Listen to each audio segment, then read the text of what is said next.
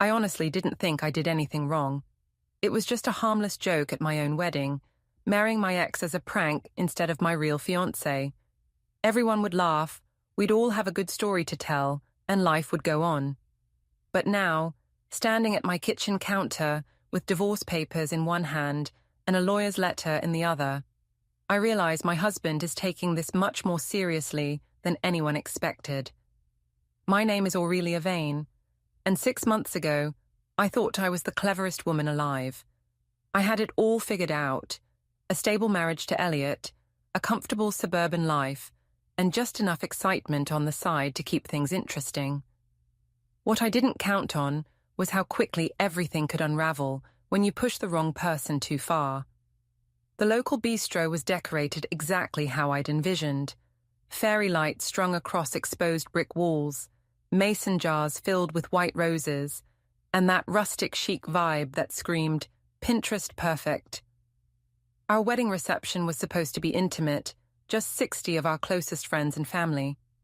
I'd spent months planning every detail, but the one thing I was most excited about wasn't in any wedding planner's guidebook. "Are you sure about this?" Simon whispered, adjusting his tie nervously. My ex-boyfriend looked handsome in his borrowed suit, his dark hair slicked back, and those green eyes that had always made my stomach flutter dancing with mischief. "It'll be hilarious," I assured him, touching up my lipstick in the bistro's tiny bathroom mirror. "Everyone knows we're friends. They'll think it's the funniest thing ever." The plan was simple. I'd walk down the aisle to Simon first, we'd do a mock ceremony with our friend Jake officiating, and then I'd surprise everyone by revealing Elliot as my real husband. Classic Aurelia, always keeping people on their toes, always the center of attention. I could hear the acoustic guitar starting up outside. My cue. "Ladies and gentlemen," Jake announced with a grin, "please welcome our beautiful bride, Aurelia." Before we dive deeper into the story, I have one small request. Please subscribe, drop a like, comment, and hit that hype button to boost this channel so more people can discover these incredible stories. I pushed through the bathroom door, my vintage lace dress flowing behind me. The room erupted in confused murmurs as I walked straight to Simon, who was standing where the groom should be. Some people laughed nervously, others looked around for Elliot. "Dearly beloved," Jake began dramatically, "we are gathered here today to witness the union of Aurelia and Simon." The crowd's energy was electric. My mother, Clara, was practically cackling with delight from the front row. "Classic Aurelia," she called out, raising her champagne glass. But when I glanced over at Elliot, who was standing awkwardly by the bar in his actual wedding suit, my stomach dropped just a little. His face was stone cold, his jaw clenched so tight I could see the muscle twitching. His father, Dylan, looked absolutely furious, while my younger sister, Grace, had her hand over her mouth in what looked more like horror than amusement. "Do you, Simon, take Aurelia to be your lawfully wedded wife?" Jake continued, barely containing his laughter. "I do," Simon said with a theatrical bow. "And do you, Aurelia, take Simon to be your lawfully wedded husband?" "I do," I giggled, playing up the moment. "Then by the power vested in me by absolutely no one, I now pronounce you husband and wife." Simon dipped me dramatically and planted a kiss on my lips, longer than I'd planned, but the crowd was eating it up. Well, most of the crowd.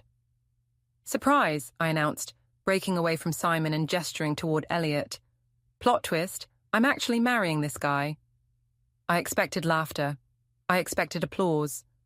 What I got was uncomfortable silence, broken only by a few forced chuckles, and my mother's continued giggling. Elliot walked over slowly, his movements controlled and deliberate. When he reached me, he didn't smile. He didn't play along. He simply said, "Are we doing the real ceremony now, or should I come back later?" "Oh, come on, Elle," I said, grabbing his arm.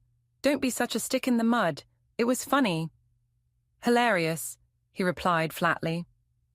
The actual ceremony was awkward after that. Elliot went through the motions, said his vows, kissed me when prompted, but there was no warmth in it, no joy. When people came up to congratulate us during the reception, I kept having to explain the joke over and over. It was just a prank, I told our neighbor, Mrs. Chen, who looked thoroughly confused. Simon's my ex, but we're still friends. I thought it would be funny to fake marry him first. Oh, she said, glancing between me, Simon, and Elliot, who was sitting alone at our sweetheart table. How creative. Simon was loving every minute of it, working the room like he was the actual groom. He'd always been charming like that, a freelance photographer with an easy smile and the kind of confidence that made people gravitate toward him. It's why I'd started sleeping with him again 3 months ago. Your husband doesn't look very happy, Simon murmured in my ear as we danced to what should have been Elliot's song.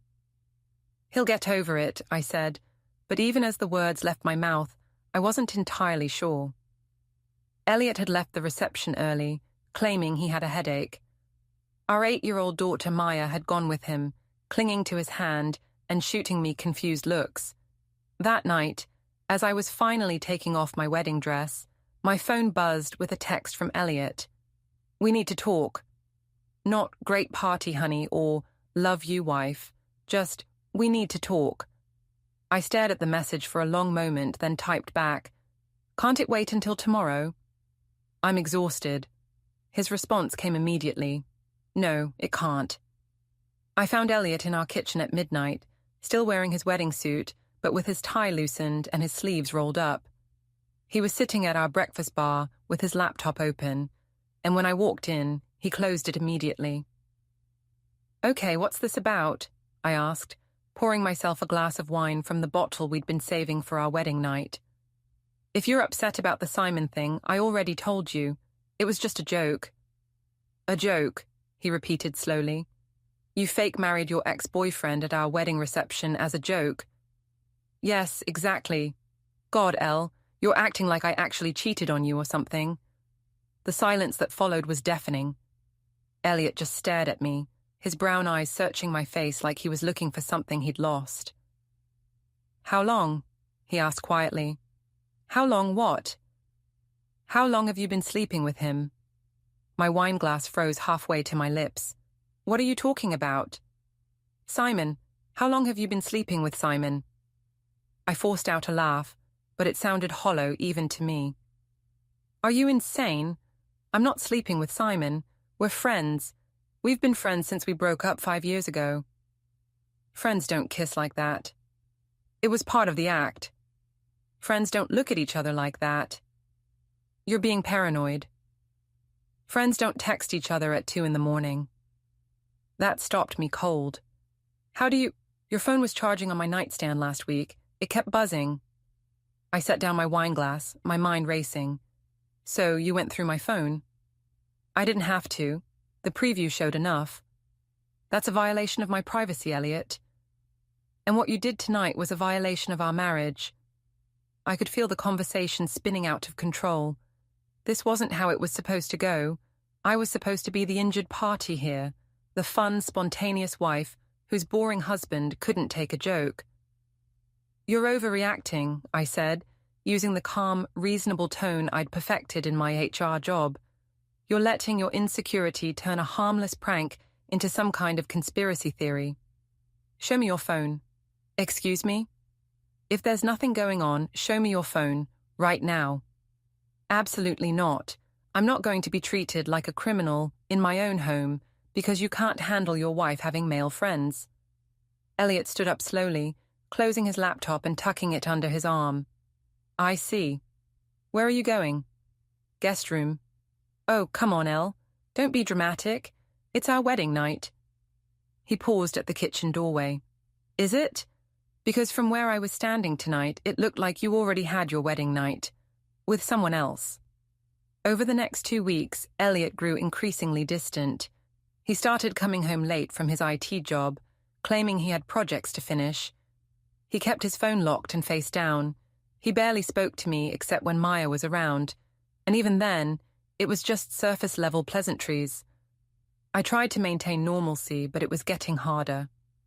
Especially when Simon kept texting me, wanting to relive our performance at the wedding. Your husband looked like he wanted to murder me, Simon wrote. Kind of hot, actually. When can I see you? I should have told him to back off. I should have focused on fixing things with Elliot.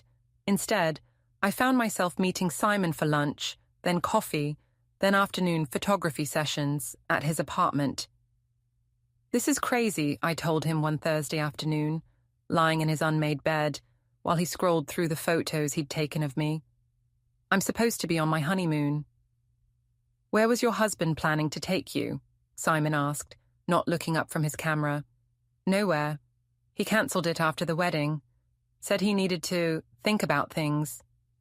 His loss, Simon murmured, leaning over to kiss my neck. Though I have to admit, I'm getting a little worried about him. He's been asking around about me. What do you mean? My buddy Jake said Elliot called him asking about our friendship. How long we've been hanging out, whether I've been to your house, that kind of thing. A chill ran down my spine. What did Jake tell him? The truth, that we've been close since you got back in touch a few months ago. I sat up abruptly. You told Jake about us. Relax, I didn't give him details. But people aren't stupid, Aurelia. The way we acted at your wedding, the way you've been looking at me, it's not exactly subtle. When I got home that evening, I found Elliot in Maya's room, helping her with homework. They both looked up when I appeared in the doorway, and I was struck by how similar their expressions were. Wary, guarded. How was work? Elliot asked politely. Fine, long day. You know how it is. Actually, I don't. I called your office around 3. They said you'd left early for a dental appointment. My mouth went dry. Oh, right. I forgot to mention that. Just a cleaning. Funny. You don't usually forget to complain about the dentist. Maya looked between us, her 8-year-old intuition picking up on the tension. Are you guys mad at each other? Of course not, sweetheart, I said quickly, ruffling her dark hair. Daddy's just tired from work. Actually, Elliot said, standing up, I think we should talk. Maya, why don't you finish your math problems? We'll be downstairs. In the living room, Elliot sat across from me instead of beside me on the couch. The distance felt intentional. I know, he said simply. Know what? About Simon, about the affair, about all of it. Elliot, I don't know what you think you know, but I hired a private investigator. The words hit me like a physical blow. You what? After the wedding, after the lies, after watching you gaslight me for 2 weeks. His voice was calm, almost conversational. Did you know Simon's neighbor has a security camera that faces the street? Did you know your rideshare app keeps records of every trip you take? I felt like the room was spinning. You had me followed. I had the truth documented. There's a difference. This is insane, Elliot. You're acting like some kind of psychopath. Am I? Because from where I'm sitting, I'm acting like a husband who's tired of being made a fool of. I tried a different approach, softening my voice. Look, maybe I made some mistakes. Maybe the wedding thing was inappropriate, but we can work through this. We can go to counseling. Can we work through 3 months of adultery? Can we work through you humiliating me in front of our friends and family? Can we work through you lying to my face every single day? It wasn't like that. What was it like, Aurelia? Explain it to me. Make me understand how any of this was okay. I opened my mouth to respond, but no words came, because the truth was, I couldn't explain it. I couldn't make him understand because deep down, I knew he was right. I want you to leave, I said instead. If you can't trust me, if you're going to treat me like a criminal, then maybe you should be the one to go. Elliot nodded slowly, like he'd been expecting this. I'll pack a bag tonight, but Aurelia, this isn't over, not even close. That night, I lay alone in our king-size bed, listening to Elliot moving around in the guest room. I could hear drawers opening and closing, the sound of his suitcase zipper. When I woke up the next morning, he was gone. The whispers started immediately. In the break room at work, conversations would stop when I walked in. Co-workers who used to chat with me about weekend plans suddenly became very interested in their coffee cups when I approached. Is everything okay at home? My boss, Margaret, asked during our weekly one-on-one meeting. You seem distracted lately. Everything's fine, I lied, straightening the papers on her desk. Just adjusting to married life, you know. Right, about that. I heard about your wedding from Linda in accounting. She said it was unique. Linda in accounting. Of course. She'd been at the reception, had probably told half the office about my joke by now. It was just a fun prank, I said, forcing a smile. You know me, always trying to keep things interesting. Mm-hmm. And your husband, how did he take it? He thought it was hilarious. The lie came so easily, I almost believed it myself. Almost. By lunchtime, I was desperate to talk to someone who would understand. I called Simon from my car in the parking lot. I can't see you anymore, I said as soon as he answered. Well, hello to you too, beautiful. I'm serious, Simon. Elliot knows. He hired a private investigator. There was a long pause. Shit. How much does he know? Everything, apparently. He's moved out. Okay, so what's the problem? Now we can be together without all the sneaking around. The problem is I'm married. The problem is I have a daughter. The problem is my entire life is falling apart. Aurelia, calm down. You're being dramatic. Don't tell me I'm being dramatic. Do you have any idea what this could do to my career, my reputation? Your reputation was never exactly pristine, sweetheart. Remember, I knew you when you were cheating on your college boyfriend with me. The casual cruelty in his voice stopped me cold. What did you just say? Nothing. Look, I'm busy right now. Can we talk about this later? Simon. But he'd already hung up. I sat in my car for 20 minutes, trying to process what had just happened. Simon, who had been so attentive, so charming, so eager to spend time with me, had just dismissed me like I was an annoying client.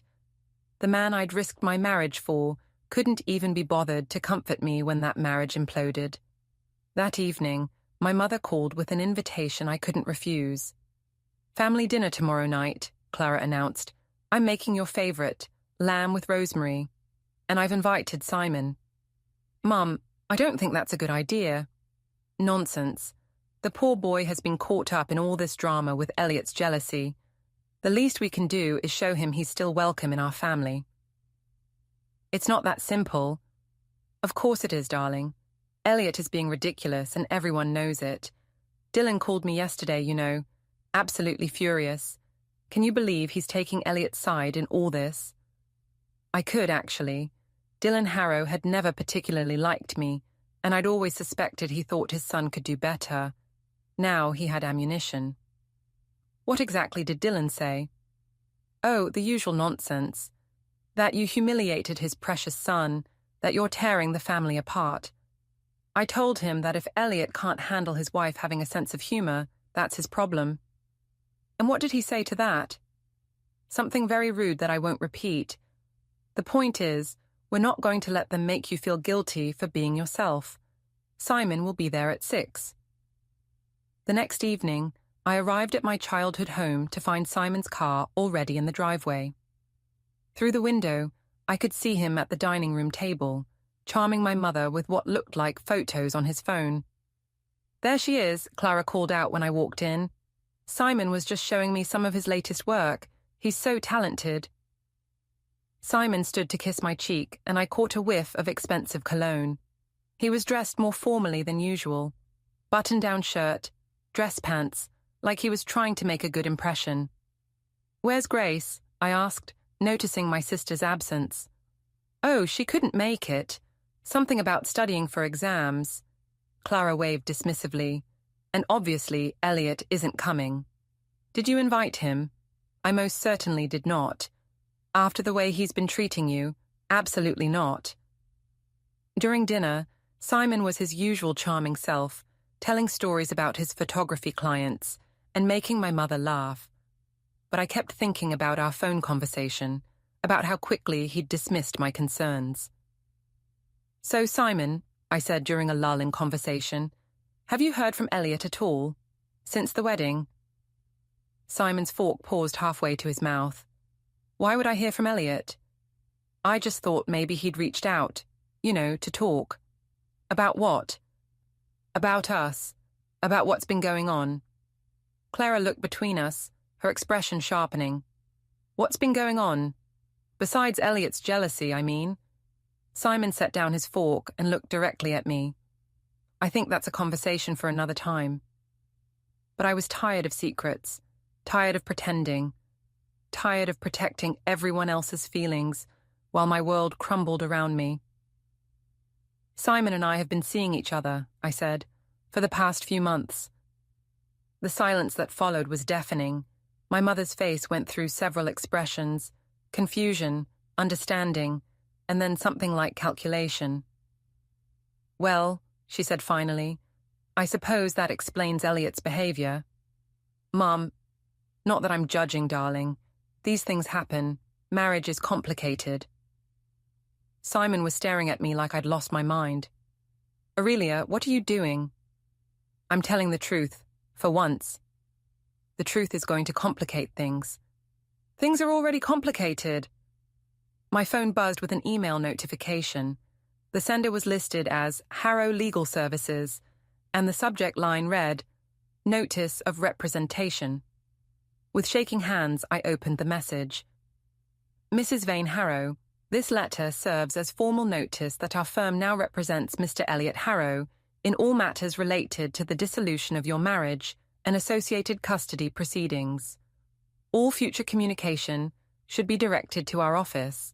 Sincerely, Patterson, Mills and Associates. What is it, darling? My mother asked, noticing my expression. I showed her the email. She read it twice, her face growing paler with each word.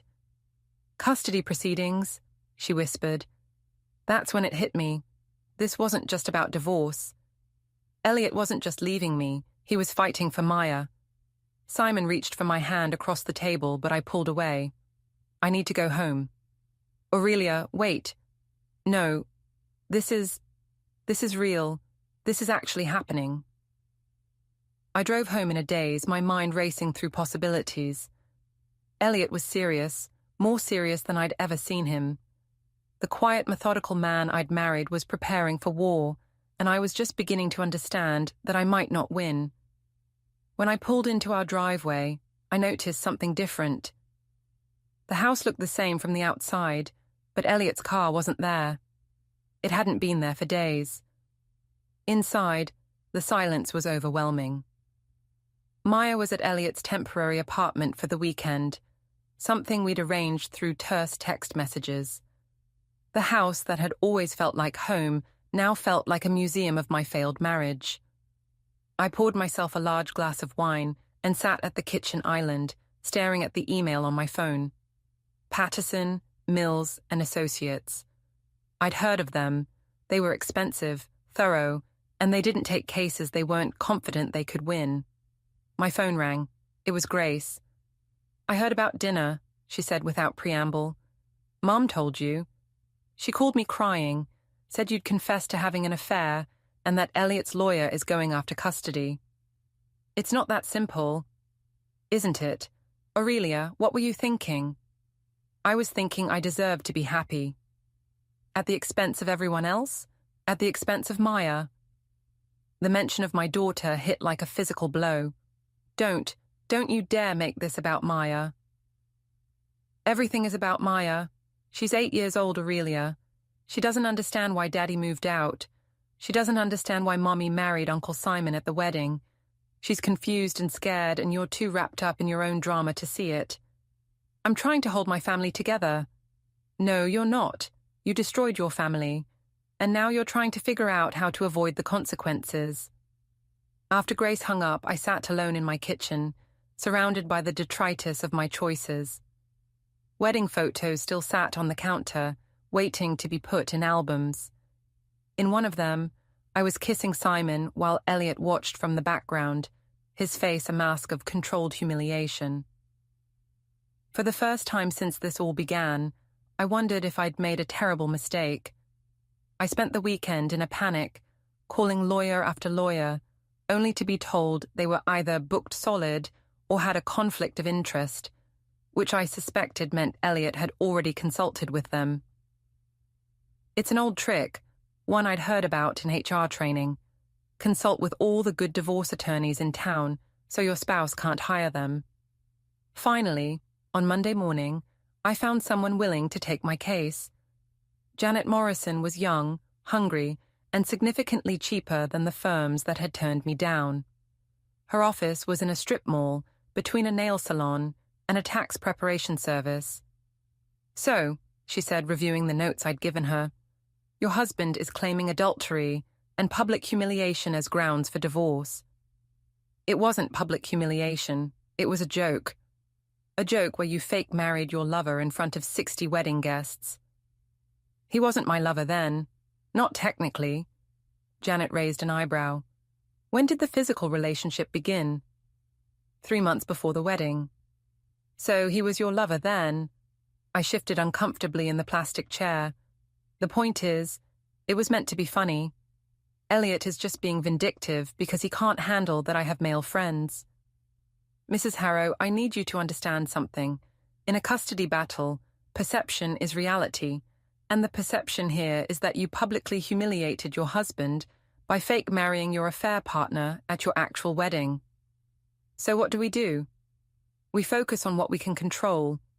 Your relationship with your daughter, your stability as a parent, your ability to provide a good home.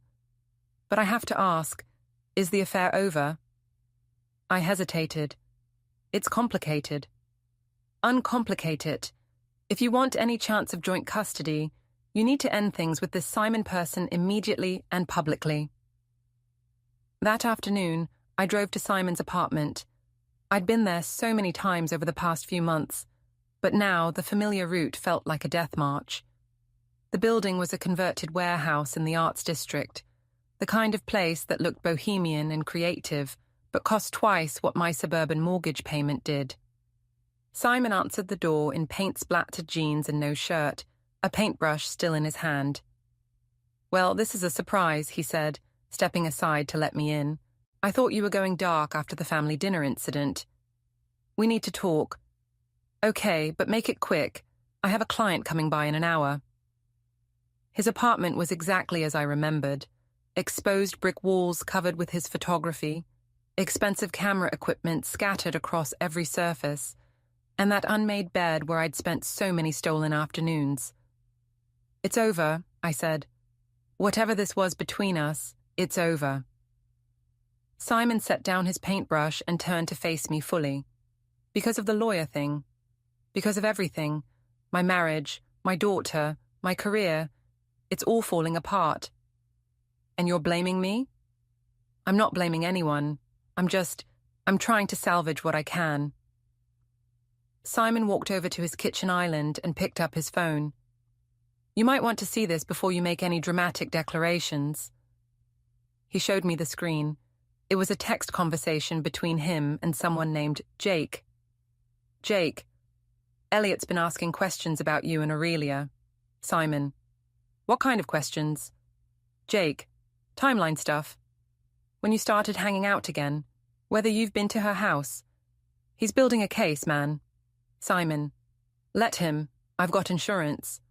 "Insurance?" I asked. Simon's smile was predatory. "Photos, videos, messages, you were very uninhibited." "You recorded us," I whispered. "I'm a photographer. I document beautiful things." "Delete them." He shrugged. "If your husband wants to fight dirty, I can too. Those files would ruin your custody case." The truth hit me. Simon hadn't loved me. He'd collected me, piece by piece, as leverage. "You're blackmailing me." "I'm protecting myself." I fled his apartment shaking, realizing I'd been nothing more than a story for him to exploit. When I got home, Elliot's car was in the driveway. For a fleeting moment, I thought he wanted to reconcile.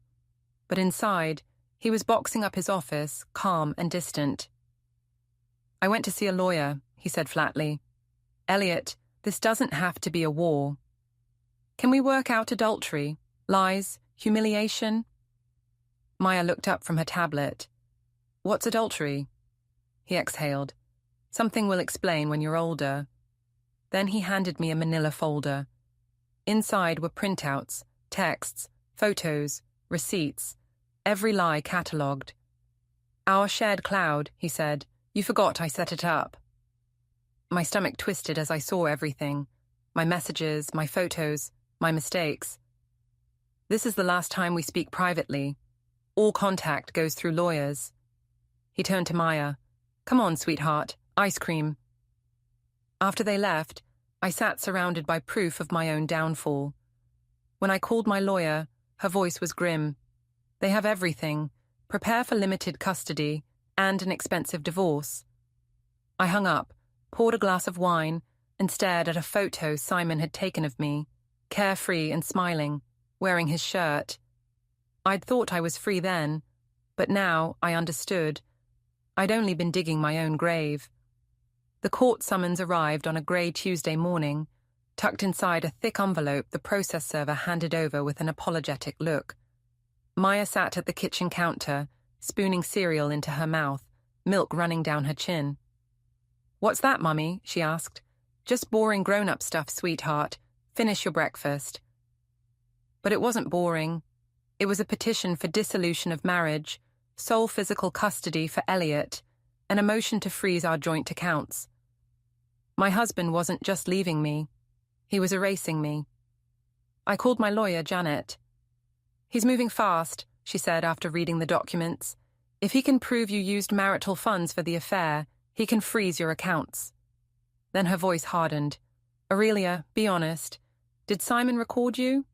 My stomach dropped. "Maybe. Because Elliot's lawyer just requested all digital evidence. If Simon's hostile, your chances at custody are slim." That afternoon, I picked up Maya from school and drove her to Elliot's new apartment. She ran straight into his arms, beaming. He'd always been the steady one. I tried to talk, but he cut me off. "All communication goes through lawyers now." "She's confused," I said. "She doesn't understand." "She understands more than you think," he replied evenly. "She knows Mommy hurt Daddy. She's going to need therapy. Already arranged." It shouldn't have surprised me. Elliot always planned ahead. Then Maya came back into the room and said the one thing that made him go cold. "Is it because of Uncle Simon?" The silence that followed was suffocating. Elliot's eyes darkened. "You brought our daughter around him?" "It wasn't intentional." "If you ever do it again," he said quietly, "you'll never see her unsupervised." That night, desperation drove me to Simon's apartment. He opened the door in pajamas, smirking. "I need you to delete everything. Photos, videos, all of it." He leaned against the frame. "We've been over this. My daughter's involved now. Elliot's filing for custody." "Not my problem," he said. "It will be when your name's in the court filings. You'll look like a predator." He laughed softly. "You'll look worse. Married woman, public humiliation, betrayal. I'm the guy who had a fling. You're the story." That's when I knew I'd been nothing more than entertainment to him. "You're a monster," I said. "I'm just not pretending to be innocent," he replied, and shut the door. When I got home, the voicemail light blinked. Grace's voice trembled through the receiver. "Elliot filed for emergency custody. The hearing's next week." My hands shook. "On what grounds?" "Endangering Maya, dinner at Mom's. Apparently Simon was there." Of course. One careless evening, one dinner too many, and now it was evidence. "Grace, please, will you testify for me?" Silence then. "I can't. I won't. You've hurt too many people already." The line went dead. I sat in the quiet house, surrounded by ghosts of the life I'd destroyed. My husband was gone. My lover had turned predator. My sister wanted nothing to do with me. And in 1 week, a judge would decide whether I'd be allowed to tuck my daughter into bed again, or just wave from across a visitation room. 1 week to prove I wasn't the villain everyone believed I was. 1 week to save the last piece of my world before it disappeared entirely. The courthouse looked more like a library than a place where lives unraveled. I arrived early, clutching my thin folder of evidence, school records, photos with Maya, character references that suddenly felt meaningless. Elliot came in looking composed, flanked by his lawyer and his father carrying boxes of documents. My attorney, Janet, whispered, "They're going to portray you as an unfit mother who chose her affair over her child." Judge Morrison presided. Silver hair, sharp eyes, no patience for excuses. Elliot's lawyer dissected my life piece by piece. The affair, the misuse of funds, the humiliation at the wedding, the exposure of my daughter to my lover. Each revelation felt like a nail sealing my fate. When the judge asked for my response, I stood. Everything they said is true. I made terrible choices as a wife, but not as a mother. Maya is loved, safe, and happy. Taking her away from me won't fix what I've done. It'll only hurt her. The judge's expression didn't soften. "Mrs. Harrow, your judgment has endangered your child's emotional well-being. Temporary sole custody to Mr. Harrow. Supervised visitation for you, 2 hours each Sunday." The gavel fell like a death sentence. Outside, I sat in my car, staring at the courthouse doors. 2 hours a week. My daughter would become a visitor in my life. Elliot hadn't beaten me through spite. He'd beaten me with the truth. At home, the divorce papers waited on the counter beside a note from his lawyer outlining the settlement. I poured a glass of wine and listened to the sound of neighborhood children playing outside. Maya's laughter used to be part of that symphony. Now it belonged to someone else's world. Don't forget to hit like, subscribe, and turn on the bell so you don't miss the next story. Write in the comments from which city you are watching.